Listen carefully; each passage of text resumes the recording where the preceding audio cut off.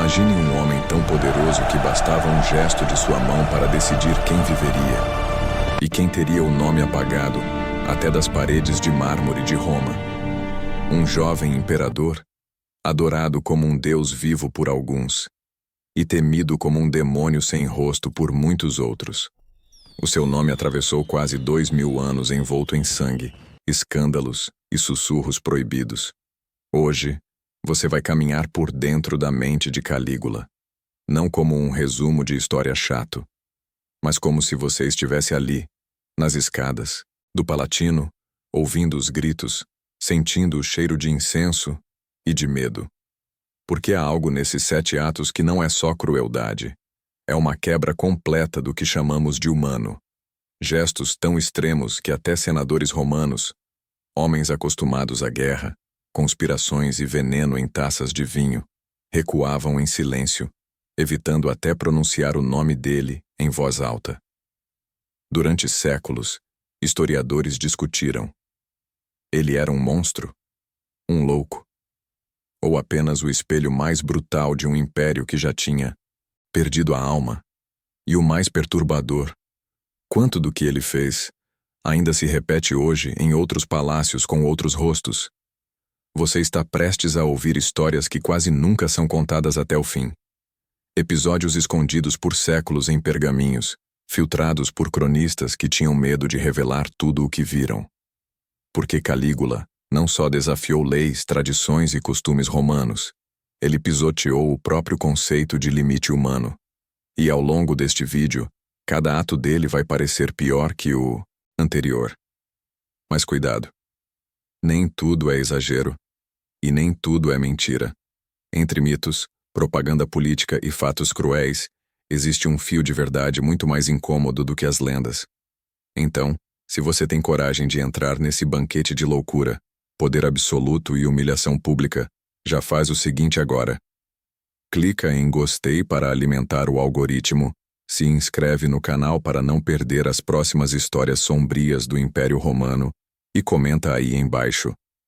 Calígula era um louco, ou um produto perfeito, de Roma? Isso ajuda demais a espalhar essa história que muitos preferiam manter enterrada. Porque, a partir de agora, cada minuto que você ficar aqui vai revelar um novo degrau de decadência, e talvez um pedaço incômodo sobre a natureza humana que a gente finge não reconhecer. Roma não começou com loucura. Começou com ordem, mármore, bronze, colunas erguidas como lanças apontadas para o céu.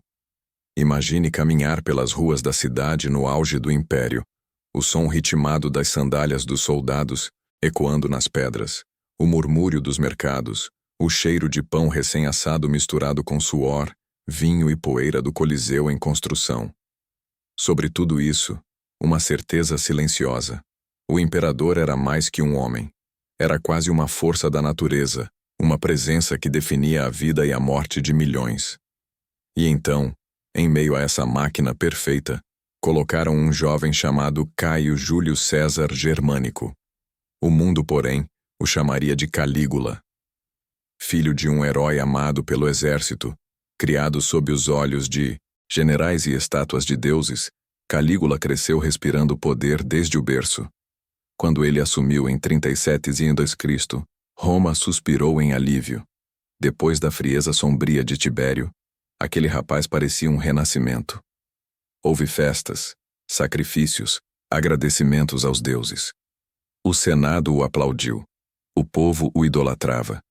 Alguns juravam que, ao vê-lo passar, sentiam que finalmente Roma tinha um líder digno de sua grandeza. Por alguns meses, ele foi a promessa de um novo amanhecer. Caridade ao povo. Perdão a presos políticos. Jogos, pão, espetáculos. O jovem imperador parecia generoso, quase luminoso. Mas em impérios, luz demais costuma esconder sombras profundas. Pouco tempo depois, Calígula adoeceu gravemente. Uma febre, um delírio, dias entre a vida e a morte. Muitos acham que ele nunca mais voltou o mesmo daquela cama. Outros dizem que o que estava escondido apenas acordou. Foi aí que Roma começou a ver pequenas fissuras no mármore. um olhar mais demorado, um riso na hora errada, um decreto estranho. E então, os atos que você vai conhecer começaram a surgir como rachaduras num barranco antes do desmoronamento. Nada foi abrupto. Tudo foi se torcendo, devagar, até a própria noção de normal ser destruída dentro do Palácio Imperial. Enquanto você ouve esta história, lembre de uma coisa. Roma não era inocente. Era um império construído sobre sangue, guerra e escravidão. Mas o que Calígula fez chocou até quem já estava acostumado com horrores. É isso que torna esses 7 atos tão perturbadores. Eles não são apenas maluquices de um tirano, são o ponto de ruptura de um sistema inteiro. E a cada cena que você imaginar, tente se colocar no lugar de quem estava lá. Um escravo sem voz, um senador orgulhoso engolindo o medo, um soldado que jurou lealdade, e agora via seu próprio imperador brincar com a vida humana como se fosse um jogo. O primeiro ato não começa com uma execução. Começa com um sorriso. Um daqueles sorrisos que deixam a sala mais fria, mesmo com tochas acesas. Porque em Roma, havia coisas que você podia atacar. Um inimigo político, um general rival, até um povo distante do outro lado do mar. Mas havia uma linha que ninguém cruzava sem pagar caro. O que era sagrado dentro da própria casa. A família, o sangue, as mulheres intocáveis do círculo imperial. Era ali que Roma fingia ter pureza, e Calígula escolheu exatamente ali para enfiar a mão e arrancar a máscara, dizem os cronistas antigos, e quando eles escrevem com esse tremor na tinta, você sente que não é só fofoca, que Calígula tratava as próprias irmãs como se fossem parte do seu trono. Drusila, Agripina, Livila, nomes que deveriam soar como músicas nobres em banquetes, mas que, na boca do povo, viraram sussurro de escândalo. Em público, ele as exibia como joias raras. Em privado, o palácio parecia uma câmara onde tudo era permitido, menos dizer não. E o mais cruel é imaginar o silêncio ao redor.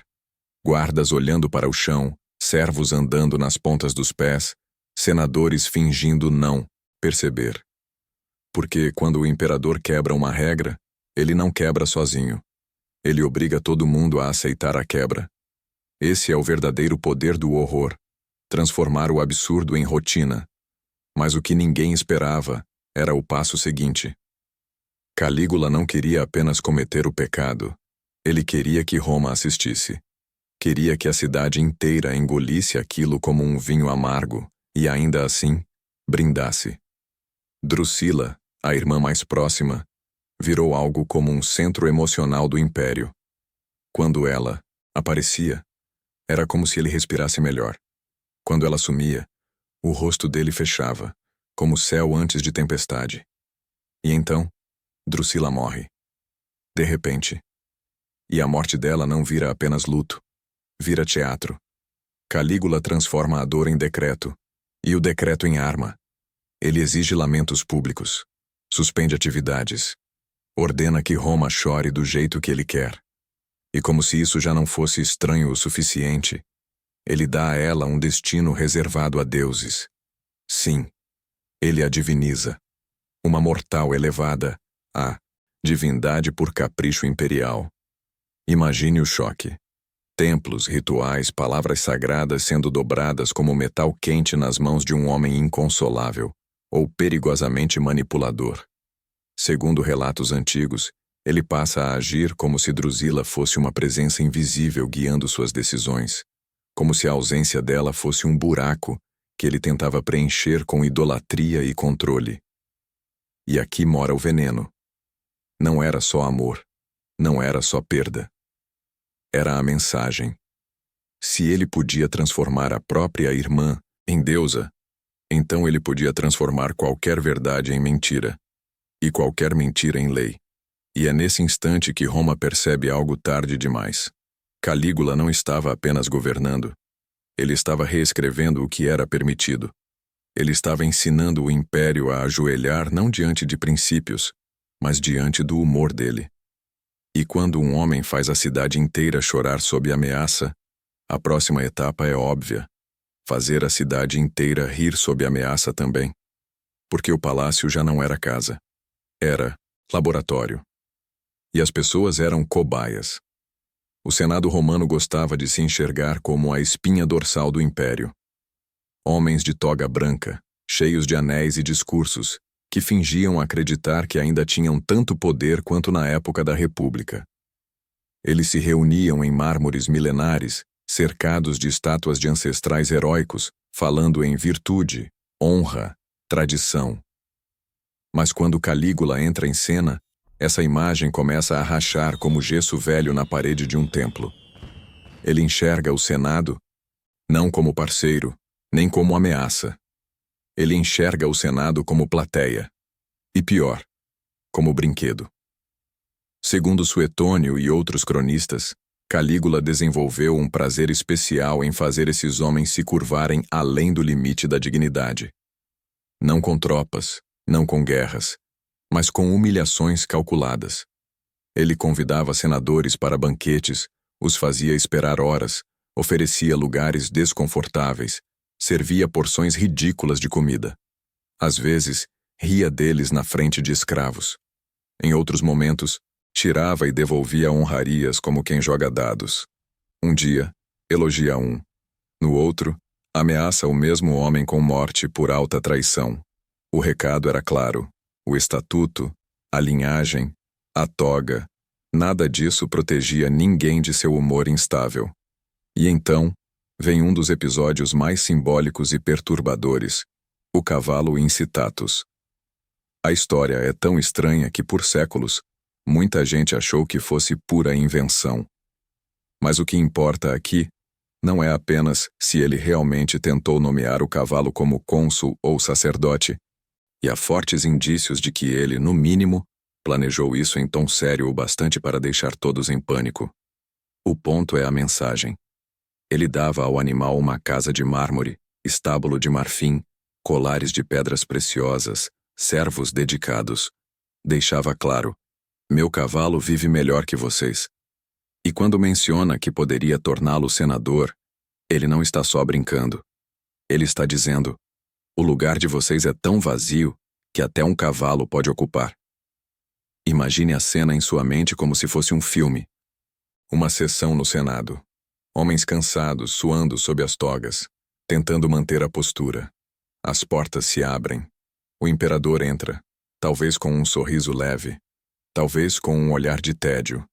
Ao lado dele, o barulho inconfundível dos cascos no mármore. Alguns olham de relance, outros tentam não reagir. O cavalo, alimentado com cevada misturada a ouro em pó, é mais bem tratado que famílias inteiras em bairros pobres de Roma. E ali, no meio da instituição que um dia governou o mundo, o símbolo máximo é um animal silencioso, reverenciado por medo do dono.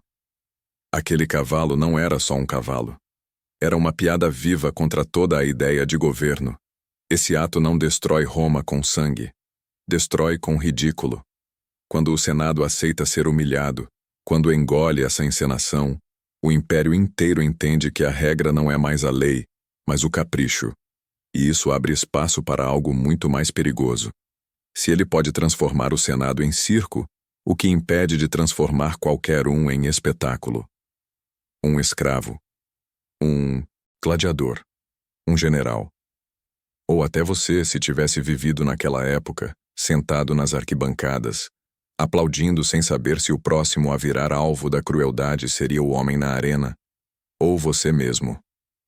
E então, sem aviso, o riso vira faca. Porque em Roma, o espetáculo sempre foi uma forma de controle.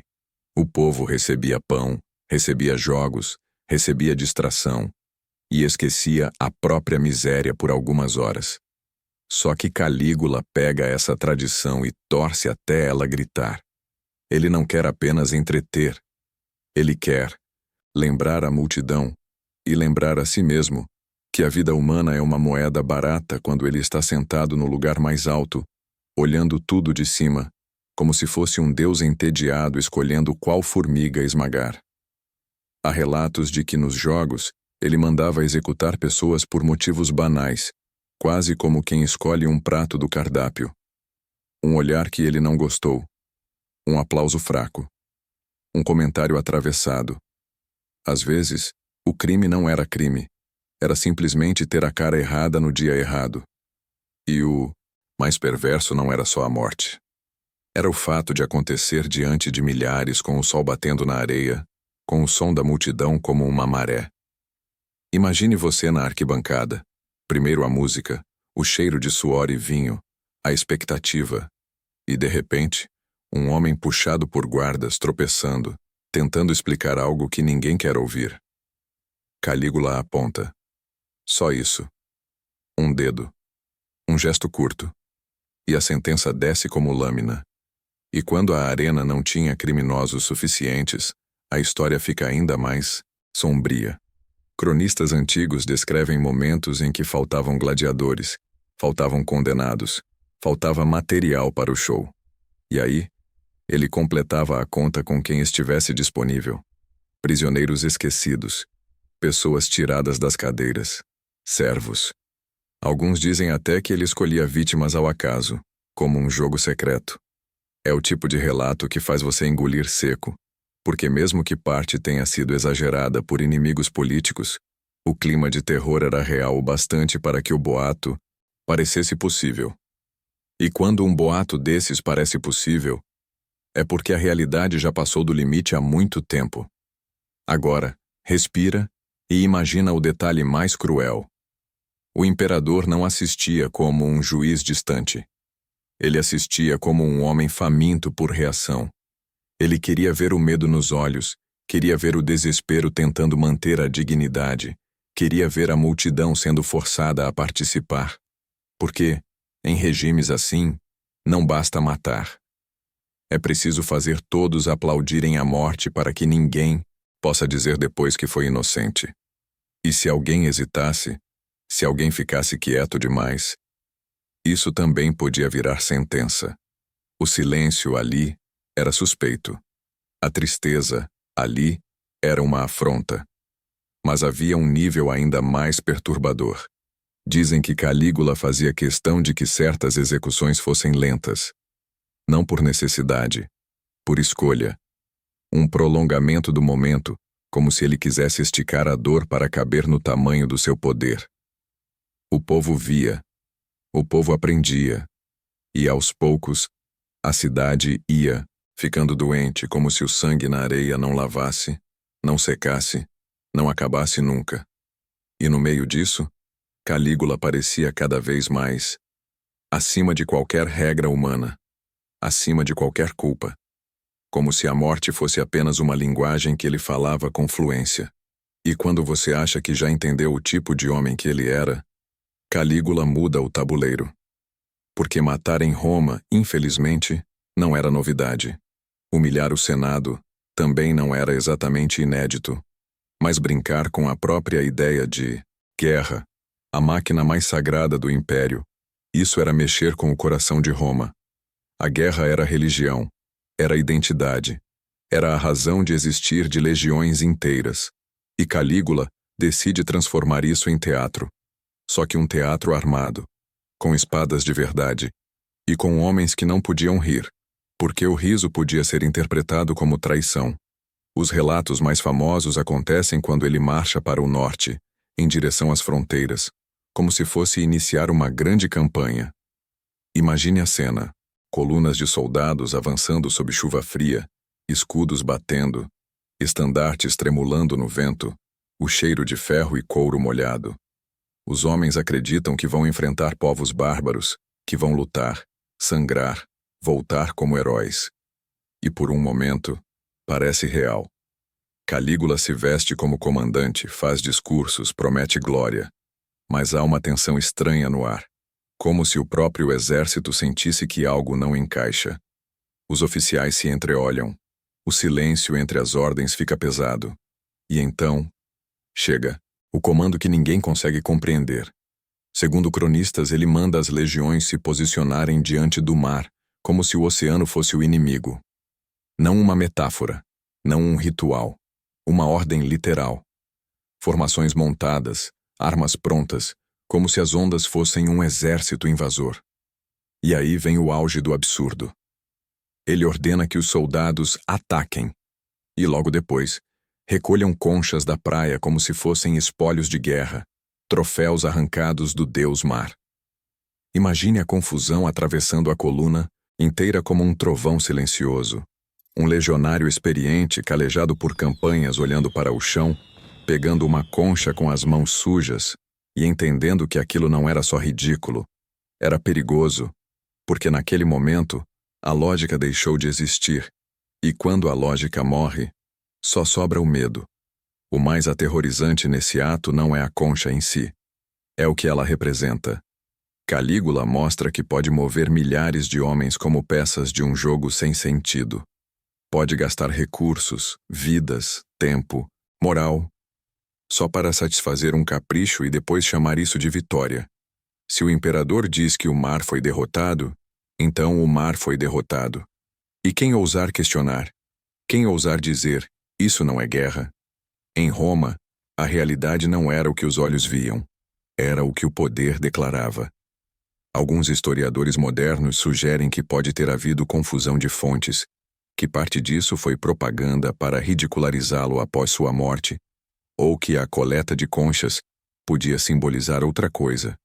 Mas aqui está o detalhe que prende a garganta. Mesmo que o episódio tenha sido distorcido, ele não teria sobrevivido por 2000 anos se não combinasse com o cheiro geral do reinado. Um reinado em que o imperador parecia testar o mundo, como uma criança cruel testando até onde um inseto aguenta antes de quebrar. E o exército, a instituição mais disciplinada do planeta naquela época, se viu obrigado a participar de uma encenação que poderia virar massacre a qualquer segundo se alguém demonstrasse dúvida. E o mais sombrio, quando você obriga um homem armado a obedecer a uma ordem sem sentido, você não está só humilhando ele, você está quebrando a alma dele. Porque depois disso, qualquer ordem faz sentido. E se qualquer ordem faz sentido, então, nenhuma regra humana permanece de pé. Agora, depois de dobrar o Senado, deformar os jogos e zombar da guerra, Calígula dá mais um passo, e esse passo é o que faz muita gente até hoje prender a respiração. Ele começa a exigir adoração como se fosse um Deus em carne e osso, não como metáfora, não como elogio, mas como obrigação. E é aqui que o reinado deixa de parecer apenas tirania e começa a parecer um ritual, porque Roma sempre teve deuses demais para contar. Júpiter no alto, Marte com a lança, Vênus sorrindo nas moedas, Apolo brilhando em mármore. Imperadores recebiam honras, estátuas, títulos, incenso. Mas existia uma diferença sutil e vital. Você podia respeitar o imperador sem dizer que ele era um deus vivo ali, respirando, exigindo, culto como quem exige imposto. Essa fronteira era um acordo silencioso para manter a cidade de pé. E Calígula olha para essa fronteira, como quem olha para uma porta fechada e decide arrombar só para ouvir o barulho. Relatos antigos dizem que ele começou a aparecer vestido como divindades, não só como fantasia de festa, mas como declaração. Um dia com a gravidade de Júpiter, outro com o brilho de Apolo, outro com adornos que lembravam Vênus. Imagine o salão iluminado por tochas, os senadores, alinhados, os sacerdotes com incenso, e ele surgindo como se fosse a própria estátua que desceu do pedestal. O ar fica grosso. Ninguém sabe se aplaude, se ajoelha, se finge que é normal. E nessa hesitação mora o medo. Qualquer reação errada pode virar sentença. Mas o que ninguém sabia era que aquilo era só o começo. Há um segredo escondido no coração desse ato. Calígula não queria apenas ser admirado. Ele queria ser adorado do jeito certo, com as palavras certas, com o corpo certo, de joelhos. Segundo algumas fontes, ele teria mandado aproximar, ou pelo menos planejou aproximar, sua imagem dos lugares mais sagrados, forçando templos e rituais a girarem ao redor do próprio nome. E quando um homem faz isso, ele não está pedindo carinho do povo. Ele está exigindo submissão total. Ele quer entrar na cabeça das pessoas, não apenas na política delas. Agora imagina o cidadão comum, um comerciante, um artesão, um soldado de licença. Ele acorda numa Roma onde ontem o imperador era só o governante. E hoje o imperador quer ser o céu, quer ser o destino, quer ser o Deus que decide se sua família come ou passa fome. Você atravessa a cidade e vê estátuas novas, cerimônias mais rígidas, rumores de que alguém foi punido por não demonstrar reverência suficiente. E aí você entende uma coisa terrível. Você não está apenas obedecendo. Você está sendo educado a acreditar. É o paraíso, e também o inferno para quem tenta dominá-lo. Porque enquanto parte do povo, seduzida por festas e espetáculos, pode até entrar no jogo, a elite sente o gelo na nuca. Senadores romanos toleravam um tirano, mas um homem que se declara Deus vivo? Isso mexia com a essência do orgulho deles, e Calígula sabia. Ele queria ver o orgulho deles quebrar em público. Queria ver homens que se diziam descendentes de heróis implorando por migalhas de atenção divina, como se estivessem diante de um altar. E o mais estranho é que ele parecia sentir prazer nisso como quem sente fome. Como se o olhar de adoração fosse um alimento invisível. Segundo cronistas, ele gostava de testar pessoas. Empurrava-as para o limite do constrangimento, observava a voz falhar, a mão tremer, o corpo se curvar. E quando percebia uma sombra de resistência, ele guardava aquilo. Não na memória, na lista. Porque para Calígula, desacreditar nele não era discordar. Era blasfêmia. E blasfêmia, em um império onde ele tentava ser Deus, era o crime perfeito para justificar qualquer crueldade. Se ele consegue convencer ou forçar Roma a tratá-lo como divino, então ele não precisa mais justificar nada. Nem assassinato, nem humilhação, nem desperdício, nem loucura. Um Deus não explica. Um Deus manda. E quando ele alcança essa sensação, ele começa a gastar como um Deus também, queimando riqueza como se o ouro fosse palha. E quando um homem começa a se ver como Deus, o mundo vira um cofre sem dono. O ouro deixa de ser metal. Vira prova de poder. Vira perfume derramado no chão só para mostrar que ele pode. Em Roma, a riqueza do império era imensa. Mas também era política. Pagar soldados, manter estradas, sustentar o abastecimento de grãos, comprar paz.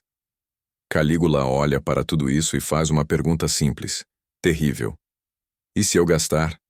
Só porque eu quero. Os cronistas descrevem banquetes que pareciam mais um delírio do que uma refeição.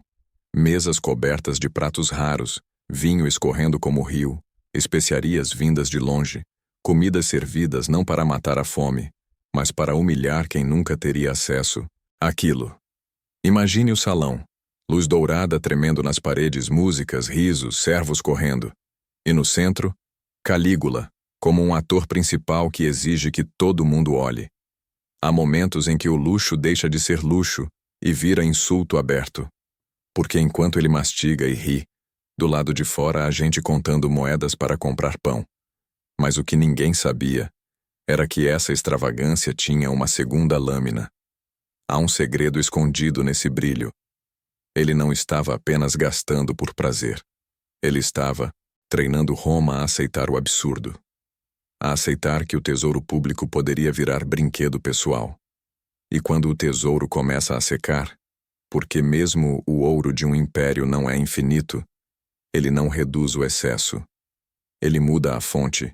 Ele transforma o Estado numa máquina de arrancar dinheiro. E isso em Roma era como arrancar os próprios ossos do império. Relatos antigos falam de impostos estranhos, taxas inventadas, multas arbitrárias, heranças contestadas, propriedades confiscadas por traição. Conveniente. Homens ricos acordavam e descobriam que o que tinham acumulado em gerações agora era desejado por um único homem, e que dizer não era assinar a própria sentença. Imagine a sensação. Você é um patrício, acha que sua casa é fortaleza, que seus aliados no Senado te protegem. E então chega um mensageiro imperial, educado, frio, com um pergaminho. Seu nome está ali, seu patrimônio também. E de repente você entende que a riqueza não é sua, é empréstimo, e o credor tem a coroa. E aí vem um dos quadros mais cinematográficos e insultuosos atribuídos a ele. Histórias de festas em que ele espalhava moedas no chão, não para ajudar ninguém, mas para ver gente se ajoelhando e se arrastando por dinheiro. Como se fosse um experimento sobre dignidade. Como se ele quisesse provar na prática que qualquer ser humano pode ser reduzido a um animal faminto se o dono do mundo estalar os dedos. É perverso, porque não é só sobre dinheiro. É sobre controle, sobre prazer em assistir alguém se quebrar.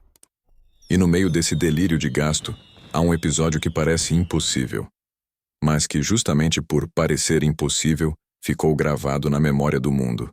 A ponte de barcos. Dizem que Calígula mandou alinhar embarcações para formar uma travessia artificial, como se quisesse domesticar o mar, de novo, e atravessá-lo montado, exibindo-se, como se a natureza também tivesse que obedecer. É o tipo de ato que não serve para nada prático. Serve para uma coisa só: declarar que a realidade se curva quando ele passa. Mas essa beleza esconde uma ameaça silenciosa. Quando um governante transforma o dinheiro em fumaça e a humilhação em esporte, alguém sempre paga a conta. E em Roma, quem pagava eram os que não tinham escolha. O povo com novos tributos, a elite com medo constante, o exército com desconfiança crescendo como ferrugem. Porque soldados toleram um tirano. Até o momento em que percebem que o tirano pode colocar o próprio império em risco por vaidade. E quando o palácio vira um ninho de facas, o imperador começa a dormir com os olhos abertos. Porque a verdade é simples. Ninguém governa pelo medo sem, um dia, sentir medo também. Calígula tinha guardas, tinha muralhas, tinha ouro, mas não tinha mais uma coisa que sustenta qualquer trono: confiança. E sem confiança, até o som de passos no corredor vira ameaça. Até um cumprimento parece ensaio. Até uma risada distante soa como conspiração. Os relatos dizem que ele alternava momentos de intimidade e gentileza com explosões de crueldade sem aviso, como se quisesse manter todos em desequilíbrio permanente. Um dia, ele chama alguém pelo nome, oferece vinho, faz uma piada. No outro, manda prender o mesmo homem por desrespeito. Não era apenas paranoia, era método.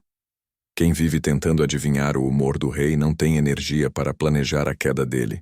Mas há um limite para isso, porque, com o tempo, o medo deixa de paralisar e começa a organizar. E o mais perigoso, Calígula não poupava nem os seus.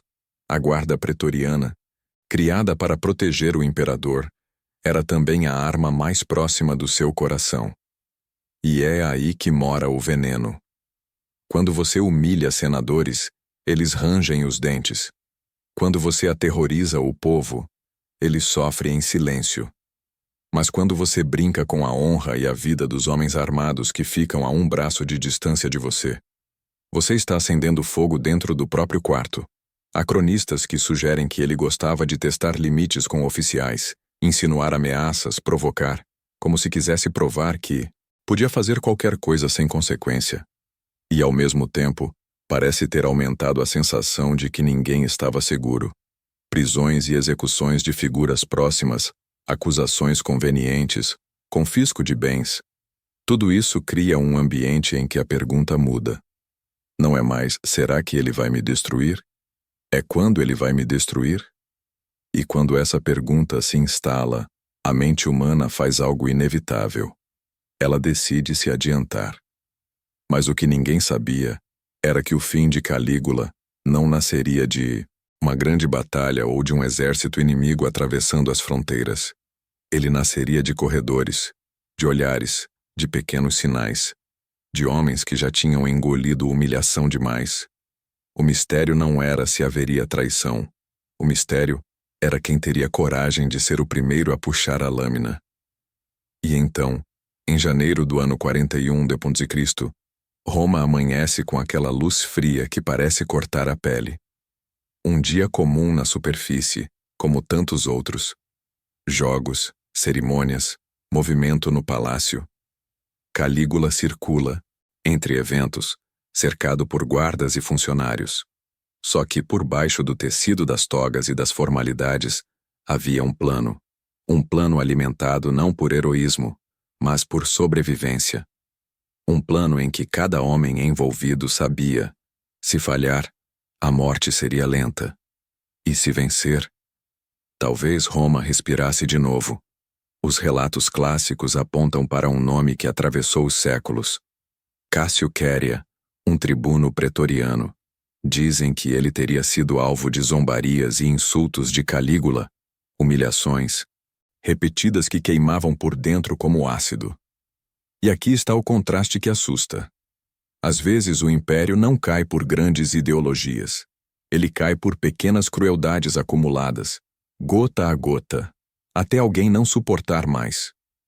Você consegue ver isso? Um homem armado, treinado para obedecer, sendo reduzido a objeto de piada, e guardando cada risada como se fosse uma pedra no bolso. Quando o momento chega, a cena é rápida e suja.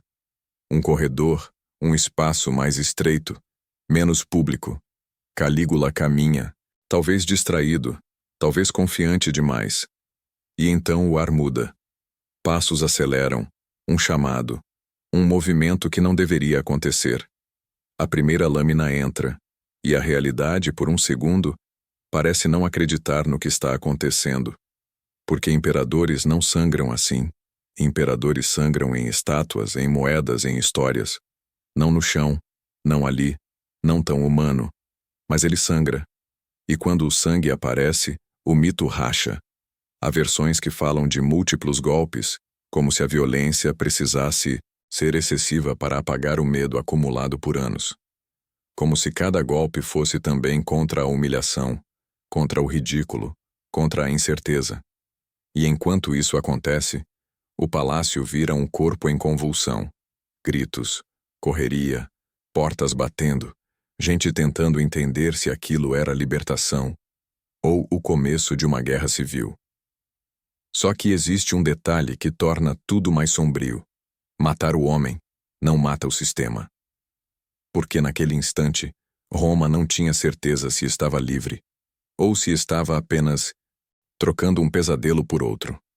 E o próximo ato, o sétimo, não é algo que Calígula faz em vida, mas algo que ele deixa como legado imediato. O pânico, o apagamento, a tentativa de controlar a própria memória dele. Como se Roma inteira tentasse decidir ao mesmo tempo se ele foi um deus ou uma doença. O sétimo ato de Calígula não foi um decreto, não foi uma execução. Foi pior. Foi um veneno que ele deixou no ar, mesmo depois que o corpo caiu. Porque quando um imperador morre, Roma normalmente celebra, reorganiza, segue adiante. Mas quando Calígula morreu, Roma ficou em silêncio. Um silêncio de quem não sabe se respira aliviado ou se prepara para o próximo golpe.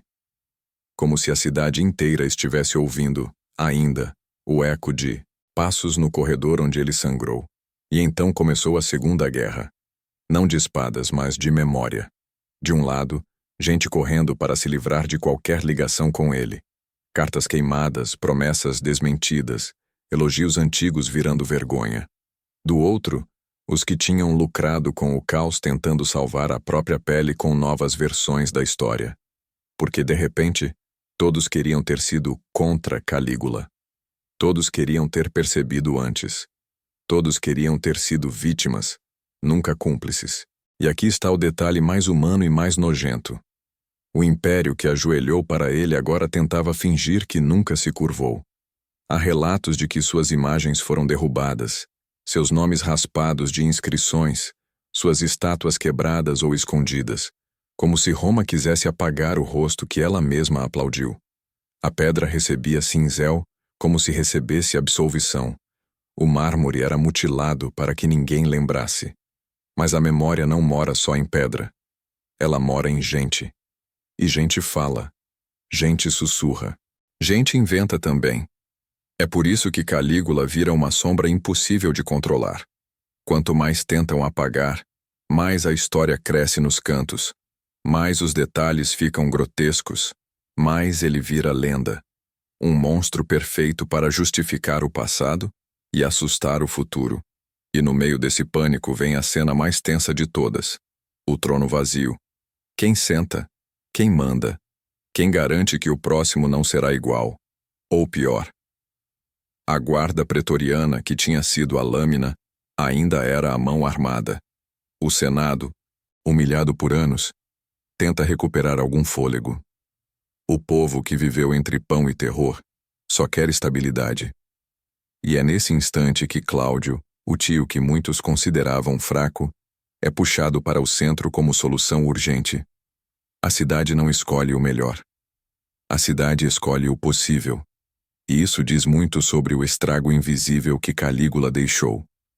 Quando a normalidade vira luxo, qualquer coisa que pareça menos pior já é aceita como salvação. Mas o que ninguém sabia era que, mesmo morto, Calígula continuaria governando uma parte de Roma, não pelas leis, e sim pelo trauma. Porque cada senador que sorria em público guardava dentro de si a lembrança de ter aplaudido com medo. Cada soldado que marchava lembrava da ordem absurda que cumpriu sem entender. Cada cidadão que assistiu aos jogos lembrava do momento em que percebeu que o espetáculo podia apontar para ele. E essas memórias não saem com uma troca de imperador. Elas ficam como mancha que não lava. E é por isso que a história dele atravessou séculos como uma fogueira que nunca apaga.